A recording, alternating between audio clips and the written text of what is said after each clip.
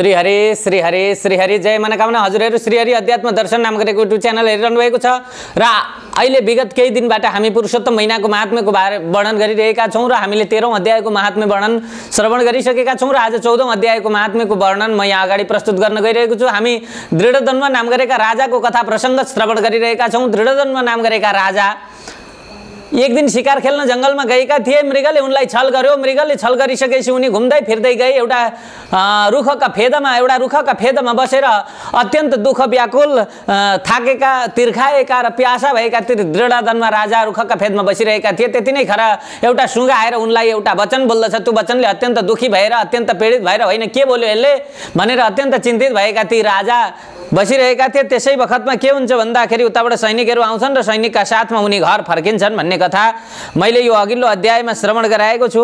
र सैनिकहरूका साथमा उनी घर फर्किन्छन्। घर फर्किसकेपछि उनलाई रातभरि निन्द्रा लाग्दैन। उनकी पत्नीले महारानीले उनलाई सोध्छिन् होइन के भयो हजुरलाई किन चिन्तित हुनुहुन्छ भनेर सोद्धाखेरि उनी कुनै पनि उत्तर दिन चाहदैनन्। उनले कुनै पनि उत्तर दिएनन् र अत्यन्त चिन्ताले दुखी भएर बसिरहेका ती दृढदन्व राजाका घरमा यहाँभन्दा अगाडि के हुन्छ यो कुरो हामीलाई बताउनुहोस् भनेर 88,000 शौनक आदि ऋषिहरू मध्ये अग्रपंक्तिमा रहनुभएको शौनकजी महाराजले सुतजीका साथमा सोधिसकेपछि सुतजी महाराज भन्न लाग्नुहुन्छ यही कथा प्रसंग नारदजीले भगवान नारायणका साथमा सोध्नुभयो र नारायण भन्नुहुन्छ यसरी चिन्तामा आतुर भएर बसिरहेका ती ऋषिका आश्रममा वाल्मीकि ऋषि ती राजाका घरमा वाल्मीकि ऋषि आइपुग्नु भयो जसले सम्पूर्ण रामायणको रचना गर्नुभएको थियो। यस्ता वाल्मीकि ऋषि त्यहाँ आइपुग्नु भयो र वाल्मीकि ऋषि आइसकेपछि ती राजाले उठेर वाल्मीकि ऋषिलाई उच्च आसनमा राखेर स्वागत सत्कार गरे भन्ने कथा प्रसंग यो 14औं अध्यायमा आउँदछ।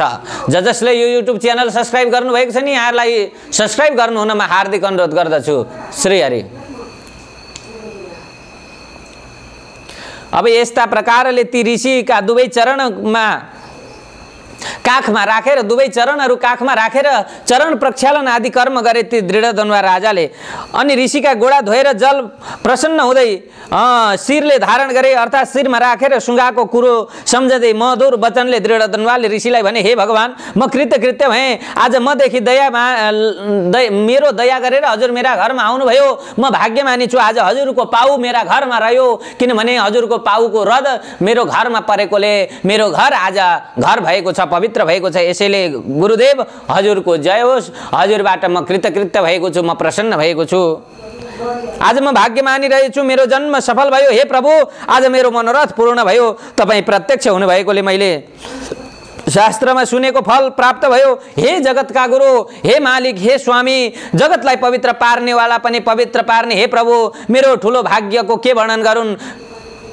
आज हजुर मेरा घरमा आउनुभयो। श्री नारायणले अगाडि नारदलाई भन्नुहुन्छ हे नारद यसरी मुनि श्रेष्ठ वाल्मीकिलाई यति भनेर ती राजा दृढदन्व चुप लागे। अनि वाल्मीकि मुनिले पनि अति नम्र ती राजालाई देखेर जनतालाई खुसी पार्दै बडा प्रेमले बोले। वाल्मीकि ऋषिले भन्नुहुन्छ हे नृपश्रेष्ठ ठीक छ तिमीमा यो कुनै सन्तोष पाइन्छ। तिमीले अत्यन्त प्रसन्न भएको देख्दछु तर तिम्रो मनमा चिन्ता पनि मैले देखिरहेको छु। तर हे राजन किन चिन्ता भएका छौ तिमीले मनमा के भएको छ मलाई भन। हे बुद्धिमान केही भन्ने इच्छा तिम्रो छ भने यो भन। दृढदन्वले यो कुरो सुनिसकेपछि उनले आफ्नो मनमा भएको चिन्तालाई राजाका अगाडि प्रस्तुत गर्ने विचार गरे। तपाईका चरण कमलका कृपाले मलाई सधैँ सुख छ परन्तु हे विद्वान मेरो हृदयमा एउटा ठुलो सन्देह छ। हे विद्वान जंगली सुगाको मुखबाट निस्केको तीखो काँडा जस्तो यो वचनलाई तपाईले हटाइदिबक्स्योस्। हे प्रभु कुनै दिन म शिकार खेल्न भनेर इच्छा लिएर वनमा गएको थिएँ। त्यहाँ घुम्दा घुम्दै पोखरी देखेँ र त्यसै पोखरीमा मैले पानी पिएँ अनि थकाइ मेटाउन चाहेर मैले त्यो जंगलमा मन र आँखालाई दुवै अति आनन्द दिने मधुर छाया भएको एउटा ठुलो वरको आश्रय लिएर म त्यहीँ बसेँ। मलाई खुसी तुल्याउन डरलाग्दो एउटा सुगा आयो। यसै गरी जसै मेरो दृष्टि त्यस चरोमा पर्यो त्यतिखेर मेरो सम्मुख भएर एउटा श्लोक उसले पढ्यो।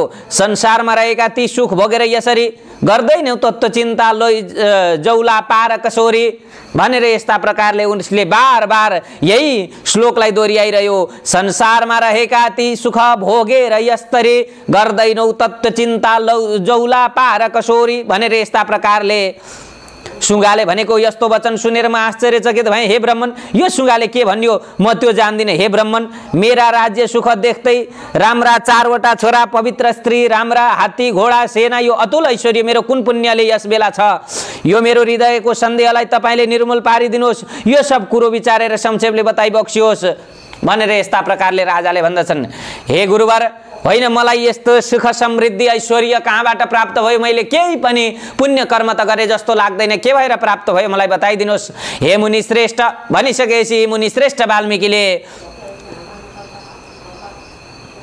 प्राणायाम गर्नुभयो। प्राणायाम गरेर 2 घडी जति ध्यानमा रहेर विश्वलाई हत्केलामा रहेको अमला जस्तो देखेर, अर्थात् गोलो विश्व देखेर अनि भएको र हुने भइरहेको जो घटनाहरू त्यसलाई हृदयमा निश्चय गरेर ती राजालाई जवाफ दिए। वाल्मीकि ऋषिले भन्नुहुन्छ, हे राजन, तपाईको पूर्वजन्मको चरित्र सुन्नुहोस्। हे राजन, म तपाईको पूर्वजन्मको चरित्र बताउन जान्छु। तपाई पूर्वजन्ममा द्रविड नाम गरेको देशमा जन्मिनु भएको थियो। ताम्रपर्णीको तटमा बस्ने सुदेवाख्य नाउँको कोही ब्राह्मण हुनुहुन्थ्यो। हजुरको नाम थियो सुदेव। यस्तो नाम भएका तपाईँ त्यो ताम्रकर्णी नदीका तटमा बस्नुहुने ब्राह्मण हुनुहुन्थ्यो। धर्मात्मा सत्यवादी जो मिल्यो उसैमा सन्तोष गर्ने, वेदको पढाइ पुरा गरेको, विष्णुको भक्तिमा तन्मय तपाईले अग्निहोत्र आदि यज्ञहरूले ती श्री हरि भगवानलाई खुसी पार्नु भएको थियो। सधैँ यस्तै हिसाबले रहने तपाईँकी पत्नी श्रेष्ठ गुण भएकी गौतमी भन्ने नामले प्रसिद्ध रहेकी गौतमकै शीलवती छोरी थिइन्। जो पार्वतीले प्रभु शिवलाई सम्झे, प्रभु शिवलाई झैँ प्रेमले पतिको सेवा गर्दथिन्। गृहस्थ आश्रमको विधिमा धर्मपूर्वक रहने भएका तिम्रो धेरै समय बित्यो र पनि तिमी सन्तान पाउन सकेनौ। कुनै दिन आफ्नी स्त्रीले सेवा गरिएर आसनमा बसेका खिन्न ब्राह्मण तिमीले केही अक्षर बोल्यौ, केही कुरा आफ्नी श्रीमतीका साथमा भन्यौ। हे श्रीमती, हे सुन्दरी, म त कति अभागी रहेछु। संसारमा छोरो भन्दा अर्को कुनै सुख छैन। तपस्या दान धर्मले प्राप्त हुने पुण्य त अर्को लोकमा मात्रै सुख दिने हुन्छ, तर शुद्ध वंशमा पैदा भएको सन्तान परलोकमा र यस लोकमा पनि कल्याण गर्ने हुन्छ। यस्तो श्रेष्ठ छोरो नपाउनाले मेरो जीवन निष्फल छ। न त मैले छोरालाई प्यार गर्न पाएँ, न त वेदको अर्थ नै बुझाउन पाएँ। यसैले मेरो जन्म धिक्कार छ, मेरो जन्म बेकार भयो। बरु मलाई चाँडै मर्न पाए हुन्थ्यो, किनभने मलाई यो छोरो पुत्र नभएको यो शरीरलाई राख्न मन छैन। हे प्रिय, चटक्कै मलाई यो मन छैन, मलाई मर्न मन लागिरहेको छ भनेर यस्ता प्रकारले आफ्ना ती पतिको वचनलाई सुनेर ती ब्राह्मणीले यस्तो वचन सुनेर उनी उदास भइन् र तिनले केही कुराहरू भन्न लागिन्। उनी चतुर र गम्भीर आफ्ना पतिको प्रेममा डुबेकी ती स्त्रीले पतिलाई आश्वासन दिनका लागि राम्रो कुरो भनिन्। गौतमीले भन्दछिन्, हे प्राणनाथ, हे परमेश्वर, हे मेरा प्राणभन्दा प्यारा पति, अब यस्ता कुराहरू सोचेर हजुरले दिनलाई नबिताउनुहोला। यस्ता तुच्छ कुराहरू नगर्नुहोला, एकदमै नभन्नुहोला, किनकि तपाईँ जस्ता विद्वान भगवानका भक्तहरू मोह हुँदैनन्। हे स्वामी, तपाईँ सत्य मार्गमा अडिग हुनुहुन्छ। यसै धर्मले तपाईँलाई तपाईँले स्वर्गलाई जितिसक्नु भएको छ।